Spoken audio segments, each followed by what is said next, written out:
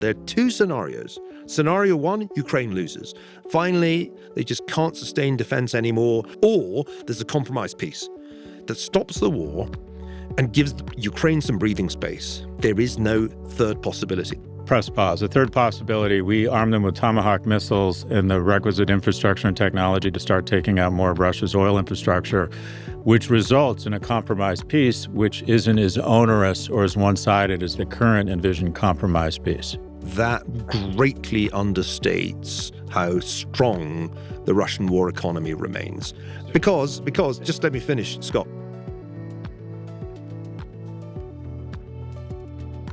We're here with 3 or 4-time guests, one of my favorite guests, and also I'm going to go out on a limb here and call you a friend. Yeah. A historian, public intellectual, and also people who know this about you. You're actually a pretty savvy entrepreneur. Anyways, Niall Ferguson, always good to see you. Great to be with you, Scott. So we're here at Davos at the annual meeting. By the way, how many Davos? I bet you've been to like 40 Davoses. Do you come here every year? Not every year. I've rather lost count. Yeah, but it feels like 20 years yeah. on and off. I would think you're very much an intellectual support animal for the Davos crowd. So I'll just simply put, you obviously just saw President Trump's talk. Attack that from any angle you want or compliment it from any angle. What are your observations around what he said here and how you think the mostly European audience is reacting to it, and kind of set the table for us around this new world order or this new world vision, if you will? Well, President Trump, as you know, is extremely good at leading the news, setting the agenda, and being the number one topic of conversation. And he's done that extremely well this year by raising the issue of his claim on Greenland, which is carefully calculated as an issue to cause the heads of European leaders to explode, not to mention Canadian leaders. So if the object of the exercise was to dominate the conversation at the World Economic Forum, mission accomplished. So that's, I think, the obvious thing to say first. Why? So why would he do that? I mean, there are a couple of reasons, most of which I think are missed in the conversation here. One is to distract us from something else. This is something that President Trump has a record of doing.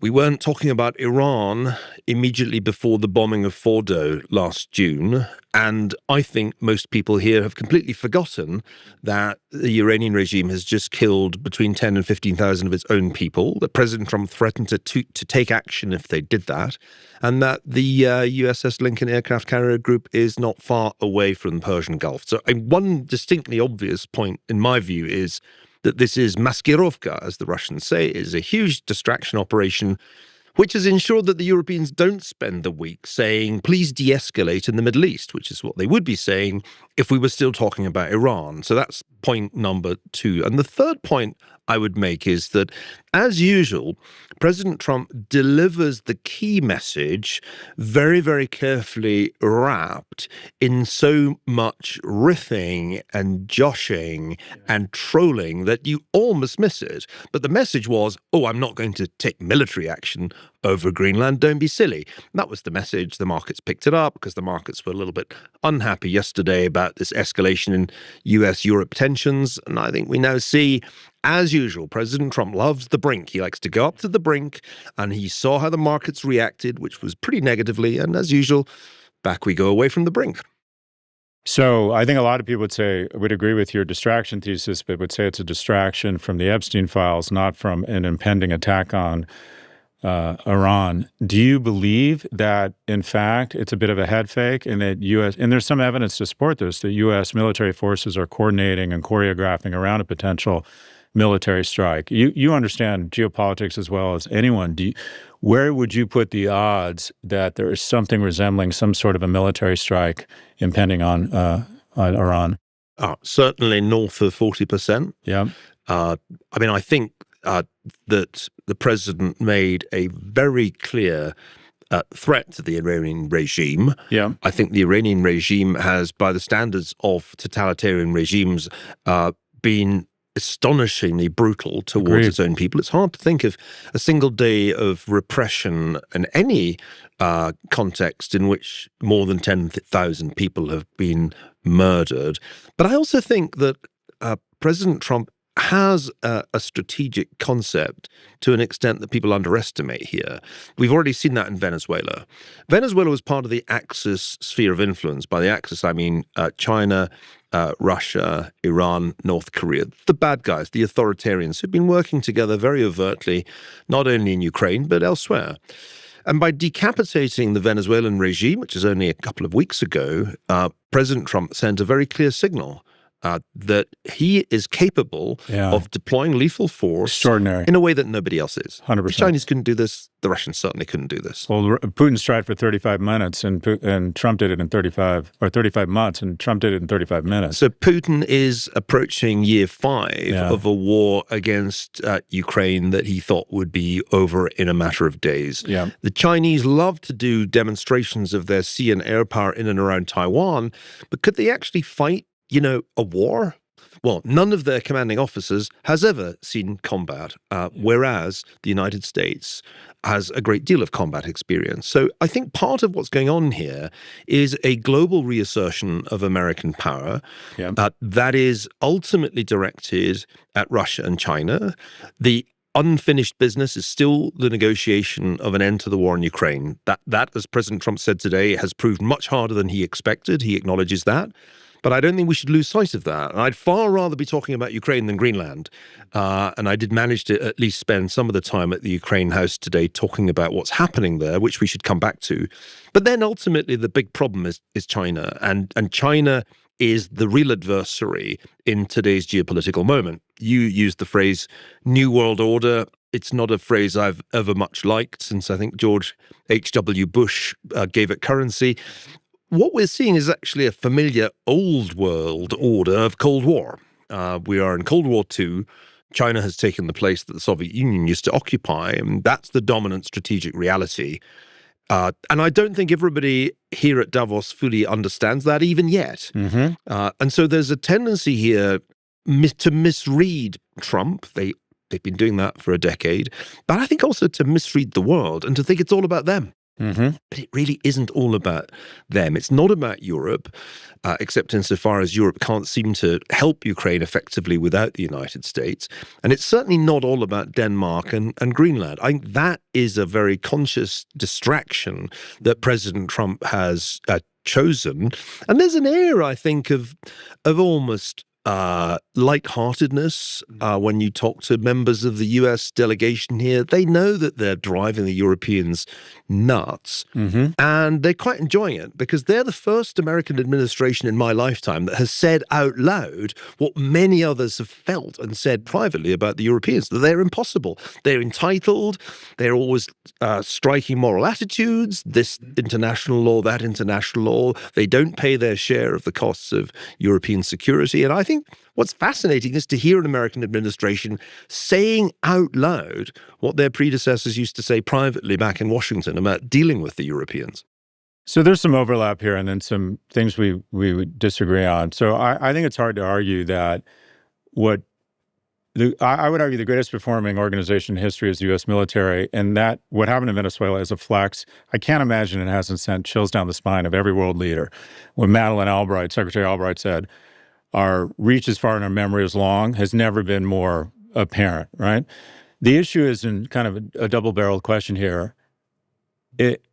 Our adventures or misadventures overseas are like a Bond film. They always start great. Bond films always nail the opening, and then they go on to be bad, mediocre, or amazing films. And oftentimes, we nail the opening, and then things come off the rails. And already in Venezuela, we're talking about taking their oil. It hasn't been regime changed. Same regime is there. And it doesn't appear to be a quote-unquote plan. First barrel of the question. Second, my sense is that you see this as sort of like bumping up against the EU. It's all, I won't call it good fun, but shouldn't be taken seriously, but not literally, or literally not seriously.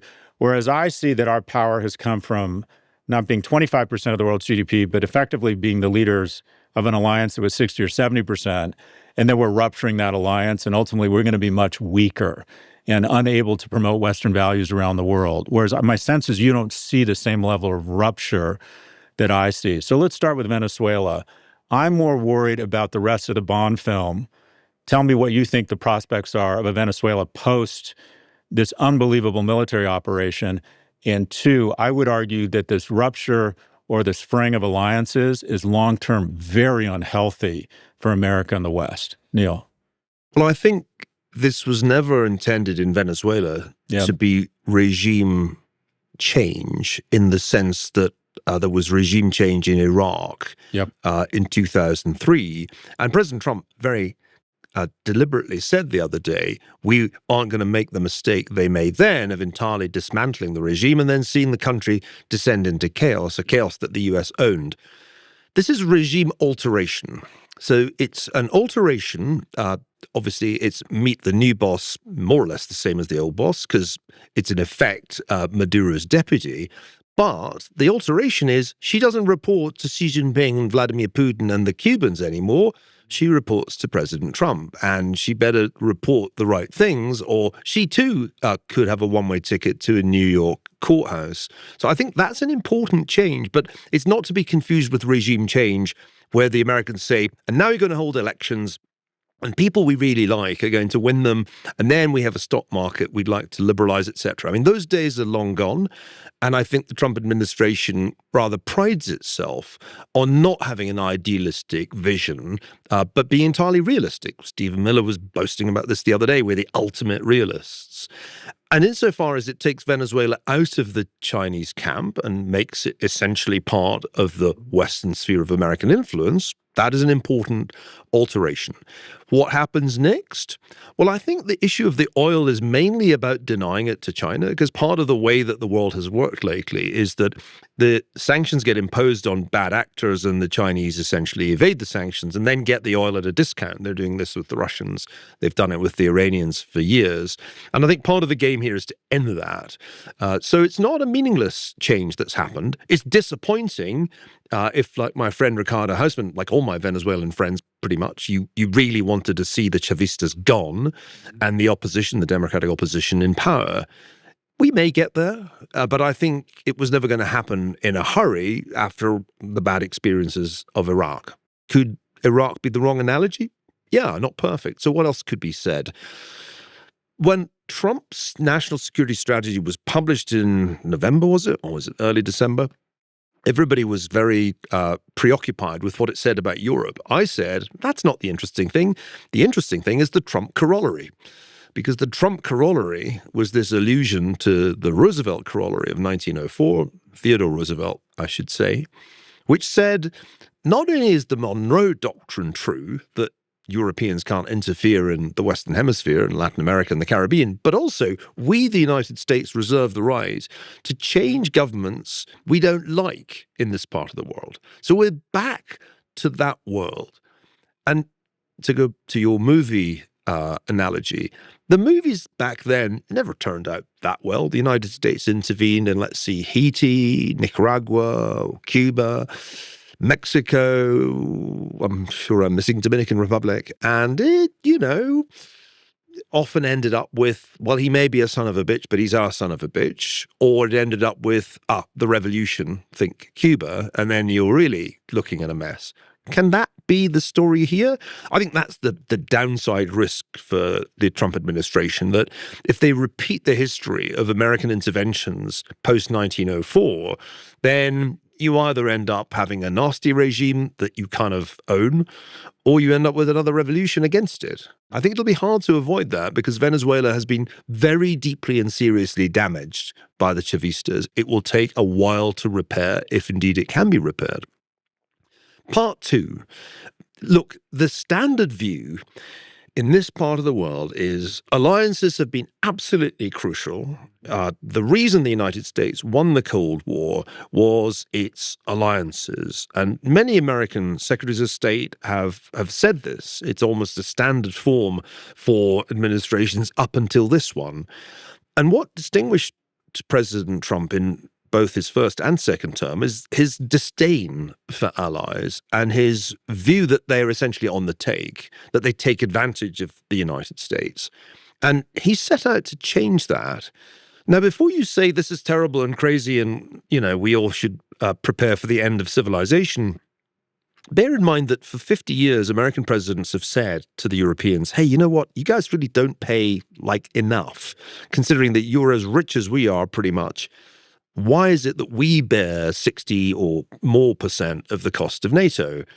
The first president to get the Europeans to act, to commit to a significant increase in their defense spending is President Trump. And that commitment that happened last year, I think, was important.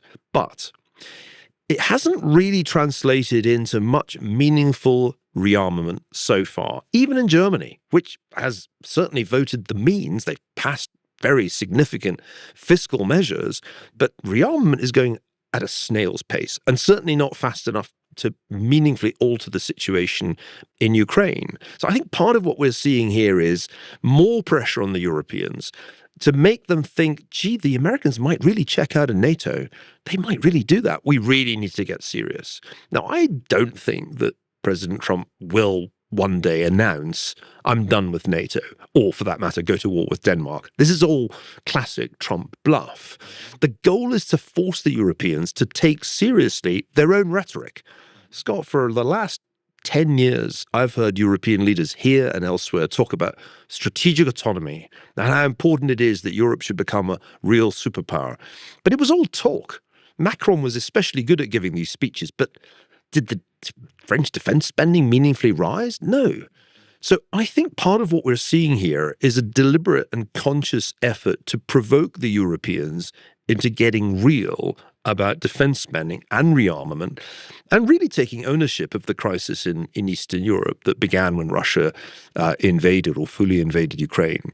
So I'm not so sure that the goal here is to dismantle the alliances any more than it is to dismantle the alliances that the US has in Asia with Japan or with South Korea. Those countries, of course, didn't like having tariffs imposed on them, and it made them very nervous. But it's not like the US is about to tear up its defense alliances in Asia, especially when China poses an obvious threat to those countries. The truth is that America's allies don't have a better option. Mark Carney may think that he can go to China and make nice with Xi Jinping, and this will somehow impress Donald Trump. But I don't think it does, because is Canada really going to join the Chinese Greater East Asian Co-Prosperity Zone? What would that actually imply? Would it really be in Canada's interests to have Chinese Communist Party surveillance of their tech stack? I'm thinking no. So the truth is the United States can really treat its allies in an almost abusive way, knowing that they don't have anywhere else to go, and that in the final analysis, if it makes them step up and make a bigger effort, particularly a bigger military effort, then it's probably worth trolling them at Davos for a week. We'll be right back. Support for the show comes from Built Rewards. These days, you can earn loyalty points on just about anything you buy. But until now, you couldn't earn points on what, for many people, is the biggest monthly expense, rent. Built is the loyalty program for renters that rewards you monthly with points and exclusive benefits in your neighborhood. With Built, every rent payment earns you points that can be used towards flights, hotels, Lyft rides, Amazon.com purchases, and so much more. And starting in February, Built members can earn points on mortgage payments for the first time. Soon, you'll be able to get rewarded wherever you live. Plus, using Built unlocks exclusive benefits with more than 45,000 restaurants, fitness studios, pharmacies, and other neighborhood partners. You can redeem Built points for Built home delivery services, gift cards at over 120 brands, and even student loan balances. Join the loyalty program for renters at joinbuilt.com/PropG. That's JOINBILT.com/PropG.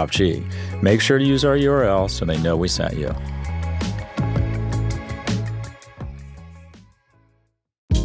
Support for the show comes from boot.dev. So you want to learn code? The good news is that there are endless tutorials and classes that'll teach you. The bad news is that a lot of them can be pretty boring. And when you're bored, chances are you're not going to retain the information being thrown at you. Boot.dev teaches you to code through gameplay. Quite literally, it's an actual game, and Boots is a bear wizard and your personal AI tutor who guides you through the training grounds, a place where you can practice your coding skills and complete challenges before you forge ahead in your coursework. Boot.dev is free to read and watch, and if you decide to upgrade to a paid plan, you'll unlock interactive features including hands-on coding, AI assistance, progress tracking, and game mechanics. Earn XP, levels, achievements, complete quests, and fight bosses while learning to code Python, SQL, and Go. Go to boot.dev and use my code TheProfG to get 25% off your entire first year on the annual plan. That's boot.dev and use code TheProfG to get 25% off your entire first year on the annual plan.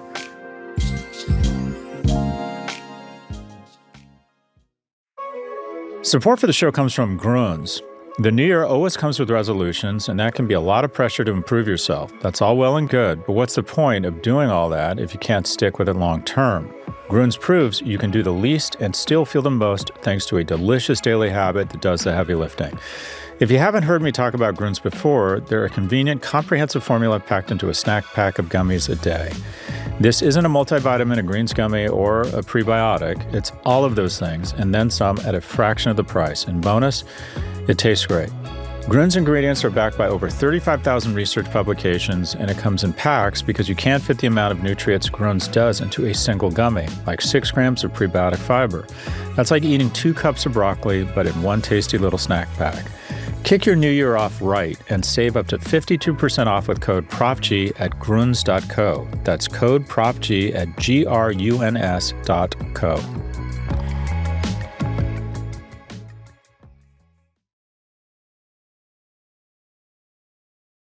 I think people on both sides of the aisle would acknowledge the point that the EU and NATO, or as it relates to NATO, have been unfairly free-riding off the largesse of U.S. military spending. Where we part company is, I actually thought Mark Carney's talk yesterday was the most powerful. And what I see is Canada, who was basically 75% of their exports are coming to the U.S., and I feel like in so many words he said from that great movie Animal House, let's be honest, we fucked up, we trusted you.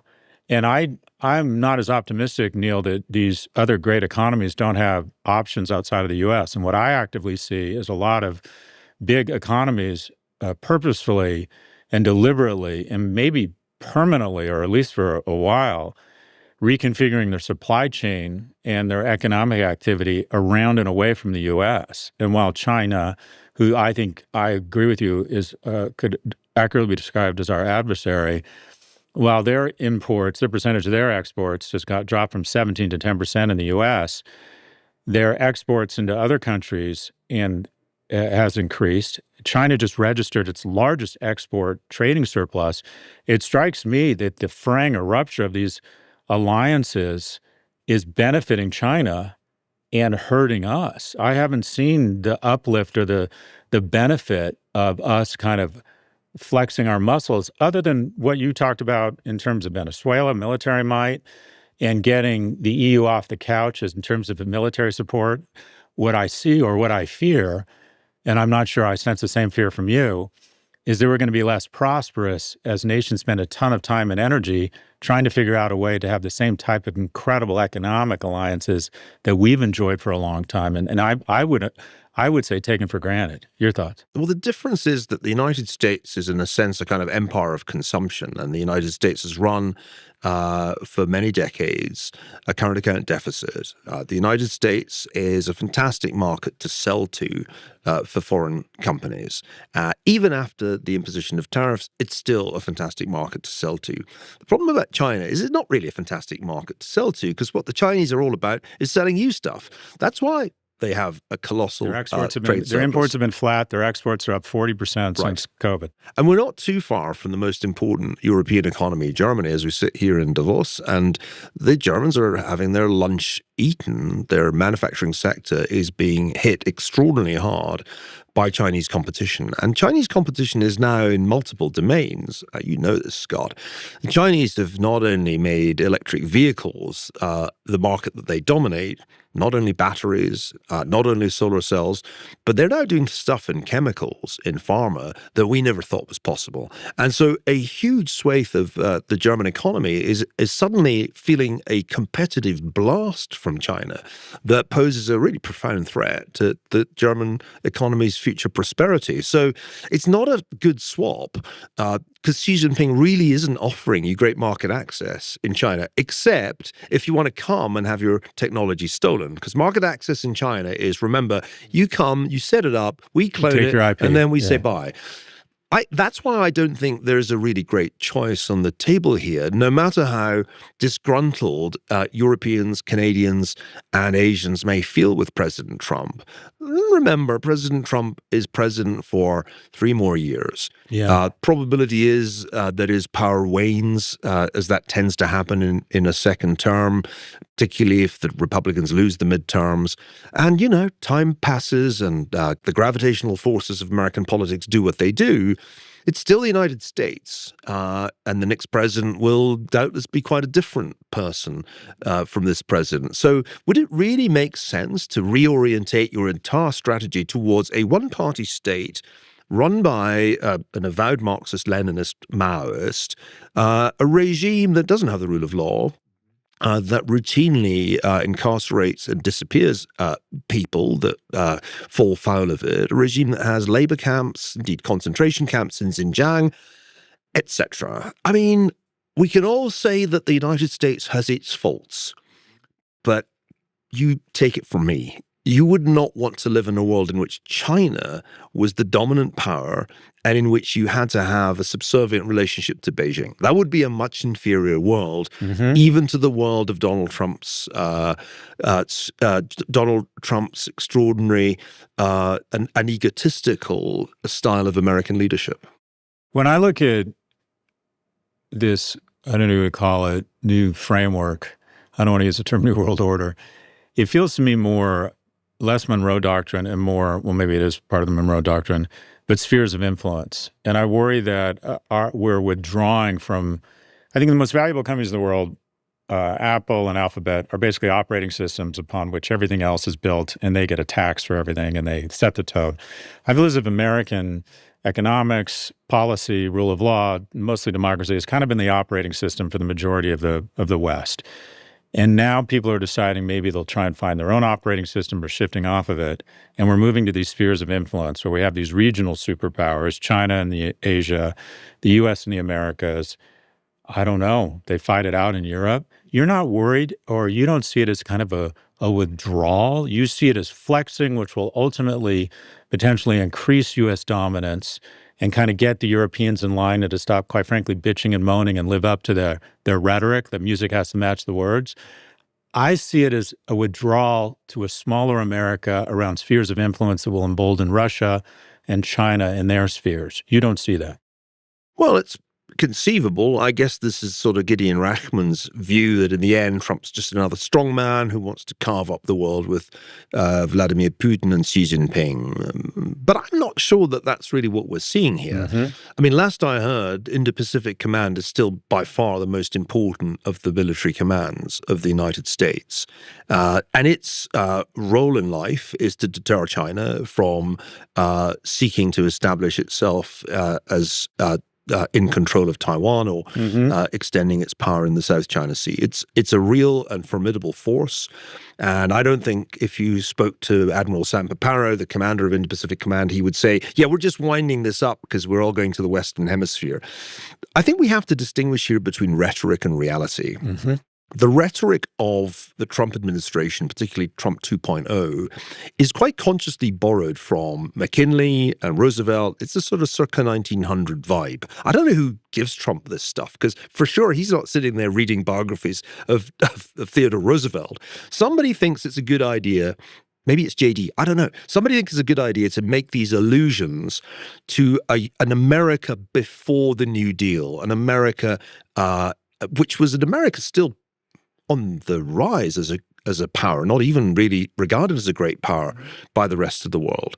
So this rhetoric has clearly some appeal to members of the administration, maybe to voters. I don't know how many voters have heard of the Roosevelt corollary. Not many, I suspect. But the reality remains that the United States is a global power with military capabilities throughout the world. And the international trading system doesn't look remotely like spheres of influence. if you look at Hyun Song Shin's work on the networks of trade, of supply chains and interlocking balance sheets, it's still a very, very extraordinarily complex global trading system. And when President Trump uses a 19th century tool like tariffs, all that happens is that the supply chains get reconfigured and the Chinese goods get to America with two stops along the way, rather than just the one of 2018. So I think we need to just take Trump seriously, but not literally. This was the key insight that Selena Zito had way back in the 2016 campaign when she pointed out that, journalists took him literally, but not seriously voters the other way. So we don't, I think, need to take the national security strategy literally as a document. We just need to look at what the US does. And what it does is to maintain military superiority in all of the major zones of the world, including Europe. So here's the thing that the Europeans never want to face.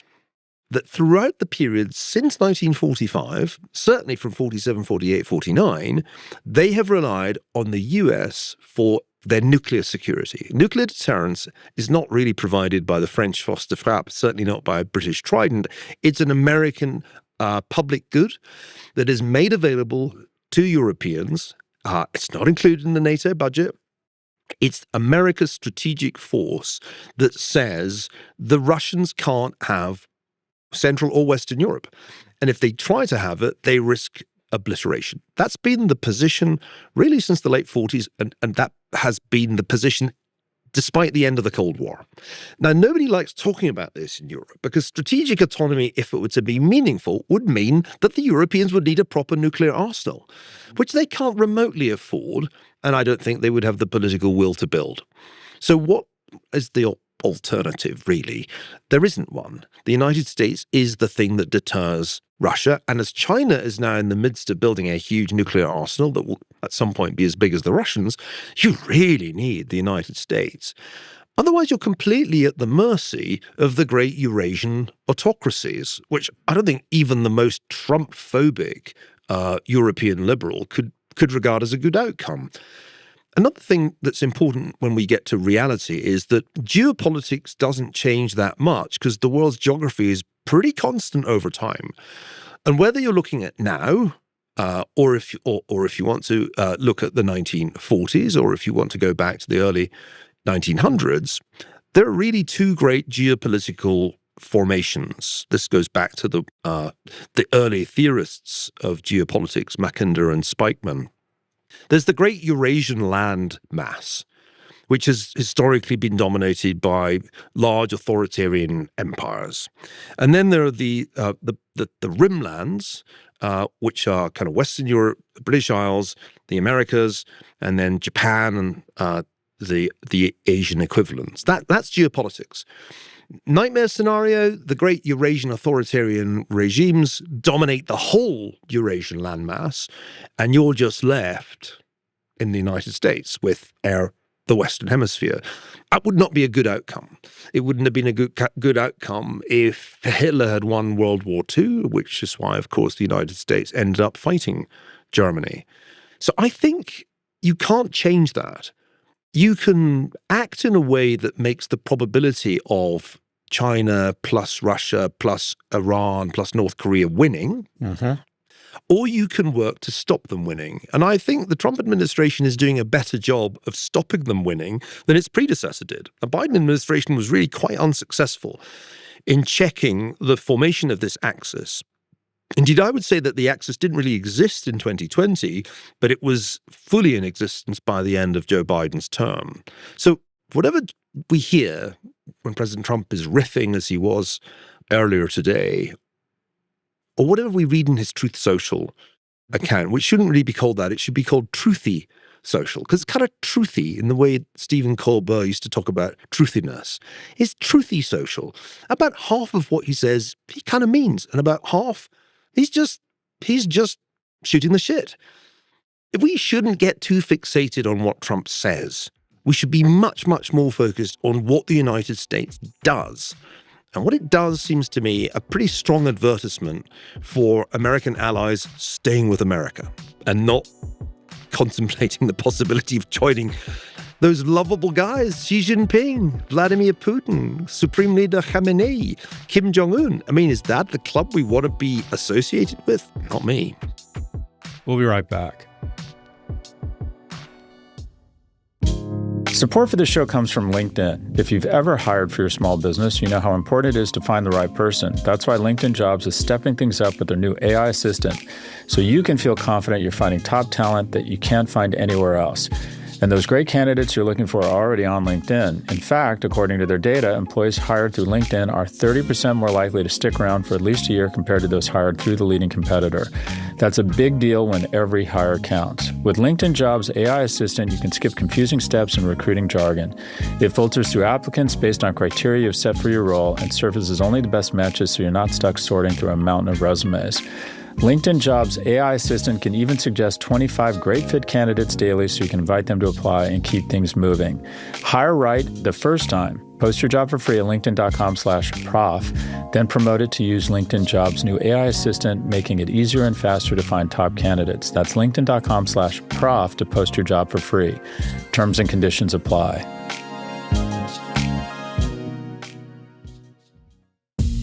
Support for today's show comes from Northwest Registered Agent. Your business identity is everything from what customers see to what they don't see, like legal paperwork, website security, and state licenses. So it's time to get more for your business. More privacy, more tools, more guidance with Northwest Registered Agent. You can build your business identity fast for just $39 plus state fees. Get an LLC, domain name, business email, local phone number, business address, registered agent, and compliance in just 10 clicks and 10 minutes. Northwest is your one-stop business solution. That means you can get everything from business formation paperwork to custom domains, websites, and trademark registration, all in one easy-to-use, accessible from anywhere online account. Plus, Northwest's mail forwarding is available in 20 states and growing, which can give you a physical business address separate from your private information. Don't wait. Protect your privacy, build your brand, and get your complete business identity in just 10 clicks and 10 minutes. Visit northwestregisteredagent.com/paidprofg and start building something amazing. Get more with Northwest Registered Agent at northwestregisteredagent.com/paidprofg.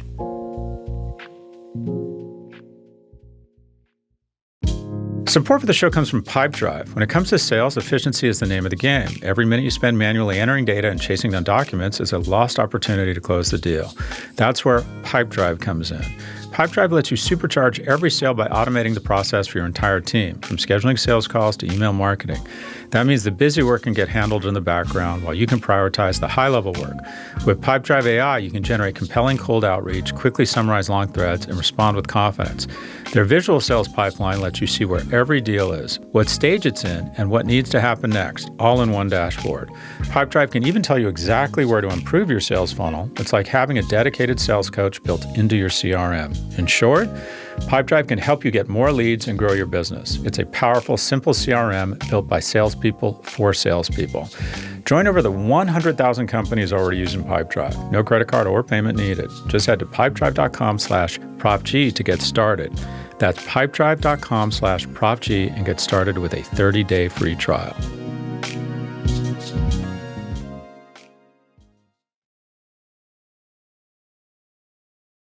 So let's talk about what America actually does, and let's use that as a bridge to talking about Ukraine. My sense is when I read the proposed peace plan that the U.S. outlined, to me it sounded like just scheduling the next war.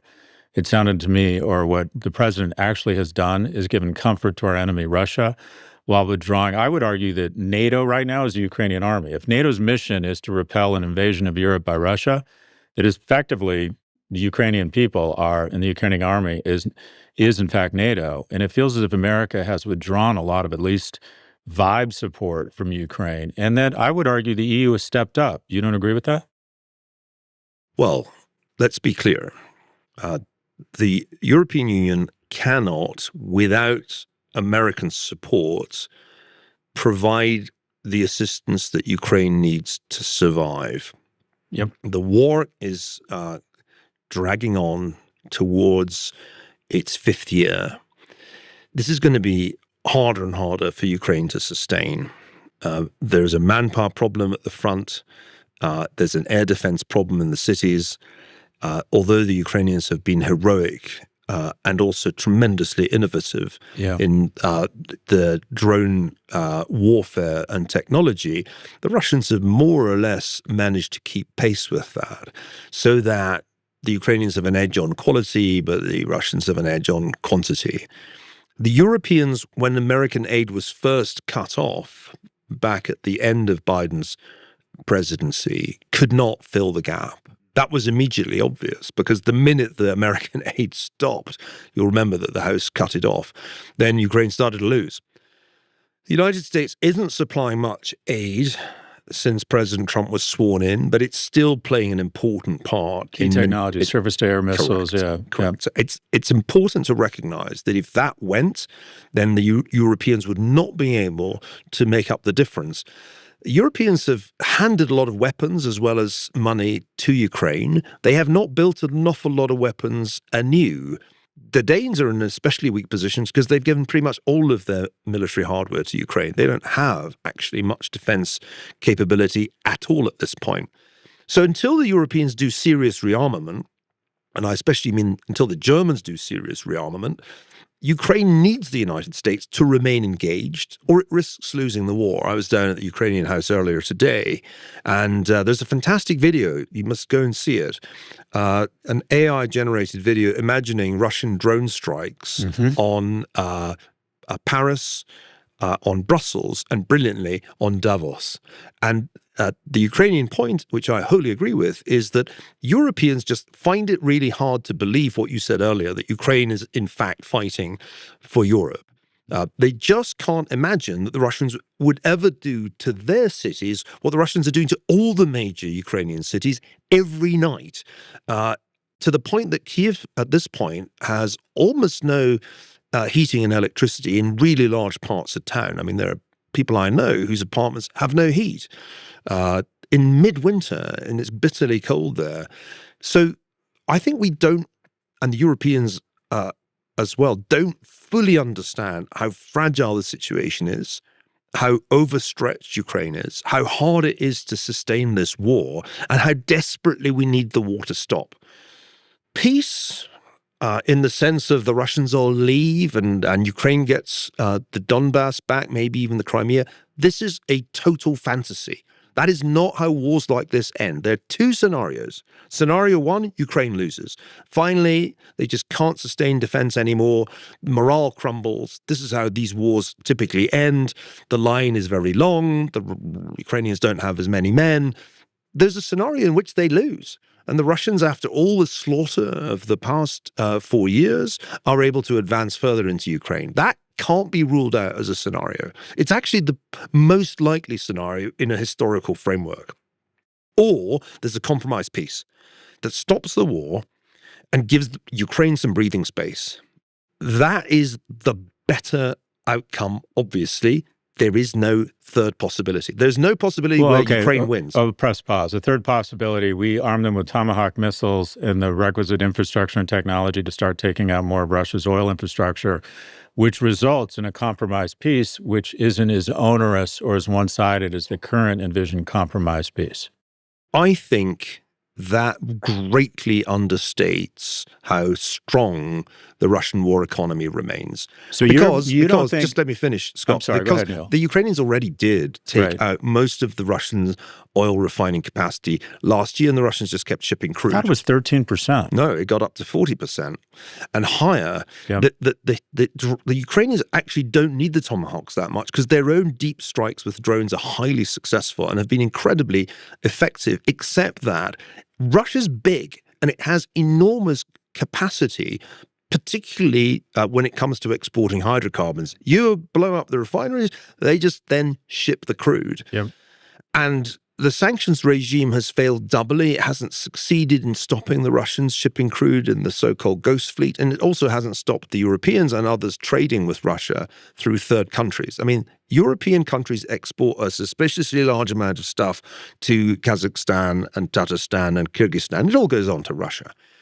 So under these circumstances, there isn't really a way in which the military balance can decisively be shifted against Russia.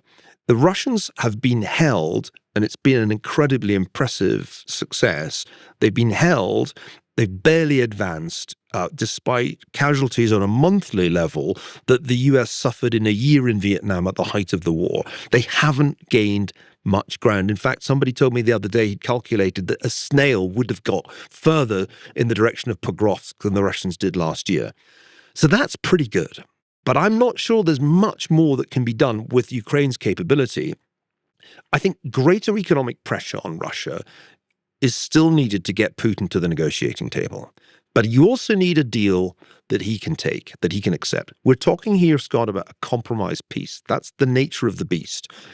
And for that to happen, Putin is going to have to say, I achieved my victory. He's going to have to be able to sell something to his people to justify all the slaughter. I think that probably involves him abandoning his original goal, which was to take the whole of Ukraine and turn it into another Belarus. I think we've pretty much told him that's impossible. And we've also, I think, pretty much told him, you're not going to destroy NATO either. But I think we have to give him some territorial win to end this war. And that is why I think the 28-point plan, the original version, was not a bad starting point for negotiation, in that the Russians were prepared to talk about it. And the fact that the Russians were prepared to talk about it so much so that they even claimed authorship of it meant that you were getting somewhere. This was why the involvement of Jared Kushner was so important. He is a highly skilled negotiator. Steve Witkoff on his own was not getting very far. Bring Jared in and you start getting results. We've seen that in the Middle East. I think we begin to see it with Ukraine. It's tough. But I don't think the Europeans have helped at all.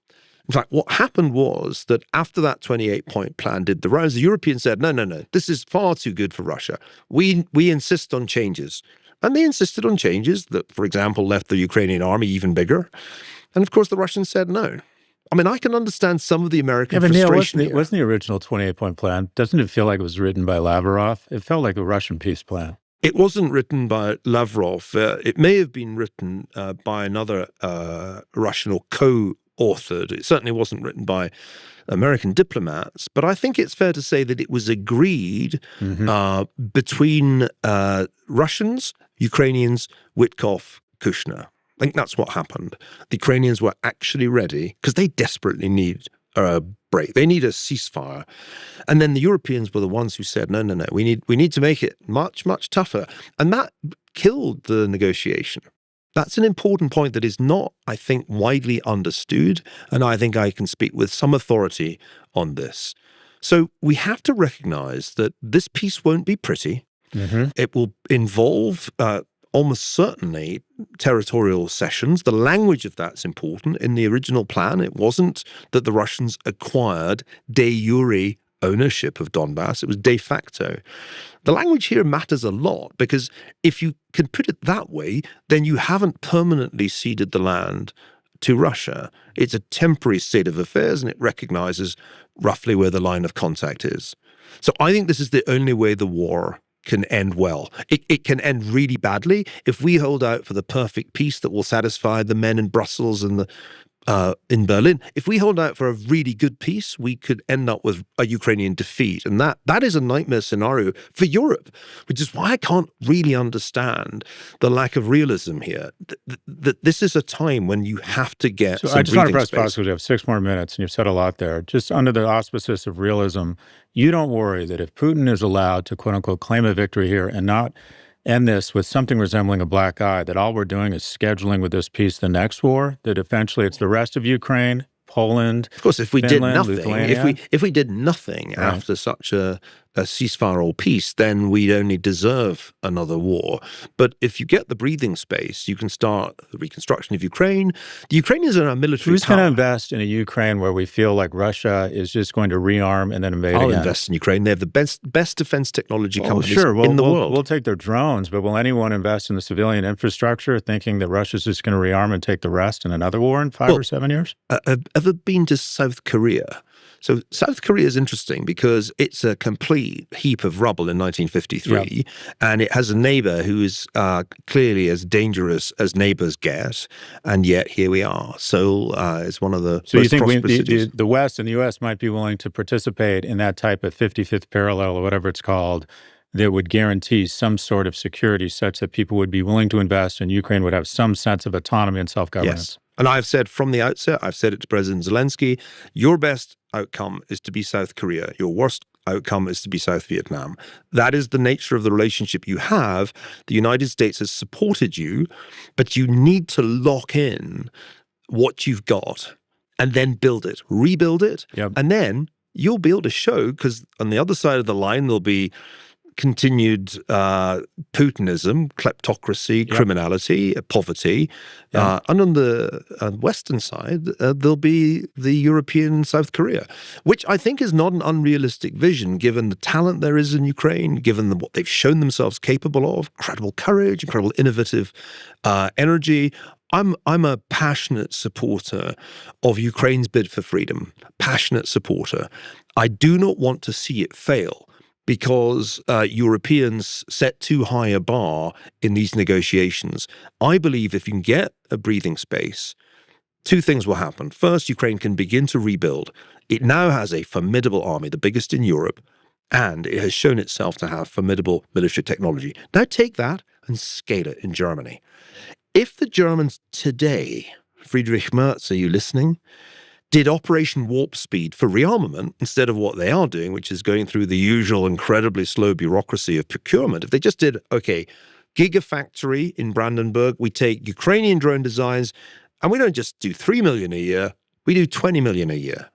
How about that, Putin? Now, if the Germans did that, and they could do it, they have the manufacturing infrastructure, they have the workforce, they have a crying need for it since the days of selling automobiles to the Chinese are over.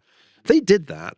That would be a game changer, unlike Tomahawk missiles, because if the Russians saw German rearmament really happening, that would be the clearest sign, A, that Putin had made a huge strategic blunder, B, that Ukraine had a future. So I think there are ways to solve this problem. They just require far more energy on the European side, far more commitment, and above all, something of what we still see in the United States, an ability when the chips are down to cut through the bureaucracy and do things really fast. So I just wish we could have sort of Elon Muskian rearmament, the SpaceX approach. You could scale what the Ukrainians do. You know what's really tragic is they have fantastic technology. They cannot scale it. They don't, of course, have the space or the security. They're trying to build drones in a war zone under daily bombardment. If you did all that stuff at scale in Germany, A, you would create meaningful deterrence.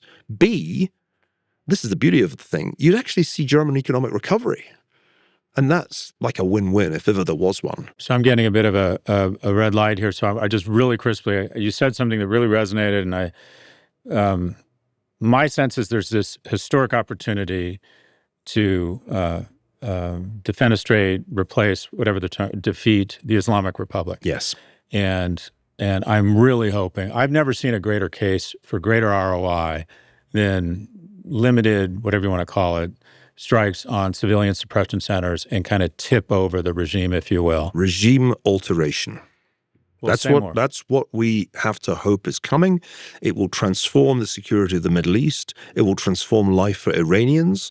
And I believe it will be a huge contribution towards a peaceful end to Cold War II, because it will signal that whatever Chinese project produced the relationships with Russia, Iran, and North Korea was not a realistic geopolitical project. That's my hope. What do you think the chances are that the regime holds if there is an intervention, a coordinated intervention, say U.S. and Israel, whatever it might be, intelligence, limited strikes? What do you think is the likelihood that the regime survives without Western military intervention? Very high indeed, like 90%, because they've crushed the protests brutally, and the regime's repressive apparatus showed no sign of cracking. So if there's no intervention, that regime lasts. I mean, it's like the Soviets had a little bit of a revolt in 1962. They utterly crushed it. 1962 was pretty early in the Cold War. In fact, a dangerous time in the Cold War. So, no, we need to, if we want to get rid of the Islamic Republic, which has been a source of mischief and mayhem and murder since 1979, President Trump has to do what I think he is going to do. Yeah, your lips to his ears. And the most important thing we haven't covered, but we'll have to cover it quickly, Scotland's group draw in the World Cup, Neil. We're in with Morocco and Brazil. Is that right? I mean, come on. Anyways, I Scotland, what are learned our chances? Henry Neil? Kissinger was a great football soccer fan. One of his great maxims was every success is an admission ticket to the next crisis. And after Scotland heroically won their qualifying game in one of the greatest football games I've ever watched. Got one of the best players in the world right now. It was a fantastic thing. I said to my son, by the way, Incredible every game. success is an admission ticket to the next crisis. And then the draw came and they said, Dad, we know what you mean. So we got Haiti to beat. And otherwise, I think we just have to do damage limitation against Brazil and Morocco. Yeah, it's too bad. But, I think it was a glorious, glorious, glorious game. And we'll all remember Scott McTominay's goal as long as we live. That was one of the greatest matches in football history. And are you back in London? I spend quite a bit of my time in Oxford more than in London. And between Oxford and Stanford, I'm always just permanently jet lagged, never bored. Yeah, it's a rough commute. It is. And just give me 30 seconds, and I talk about this a lot. I would say the difference between Europe and the U.S. is U.S. still the best place to make money, Europe the best place to spend it. And the difference between the U.K. and the U.S. is you're the ones that stayed. The risk gene has been starched out of the U.K. gene pool, and it's been very damaging. How would you, as someone who's not bi-coastal, but bi-country, how would you try to summarize the big difference between the U.K. and the U.S., and what could the U.K. learn from it? I'm a dual citizen, and I look at both and think a lot about this.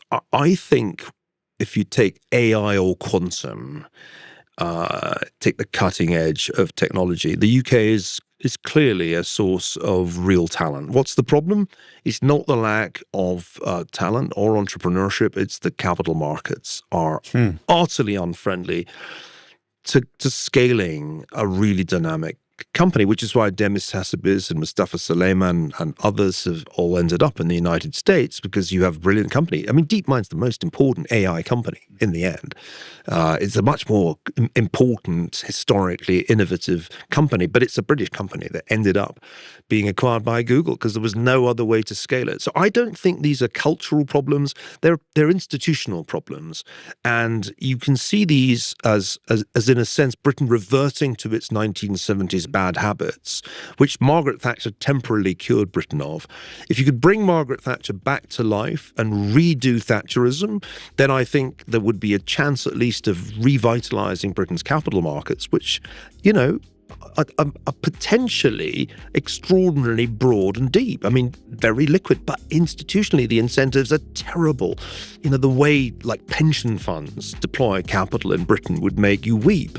So I think there are fixes here that the next, and I hope it will be a Conservative government, can address. I want Kemi Badenoch to be Black Thatcher and to do all the things again that we learnt the hard way we had to do starting in 1979. Niall Ferguson, historian and public intellectual. I love having you on. I disagree with most of everything you say, Neil, and yet I learned so much, and you really do open my mind, and I'd like to think a lot of our listeners' minds to, you just have this unbelievable ability to thread history with economics and logic, even if you get to a place that kind of sends chills down my spine. I just love speaking to you. Really appreciate your time, and appreciate how, quite frankly, unfiltered you are. That's really refreshing. So boring if we agreed about everything, but we agree about football. There we go. That's dialogue. All right. Thanks again, Neil. Good to see you. Scott. My pleasure.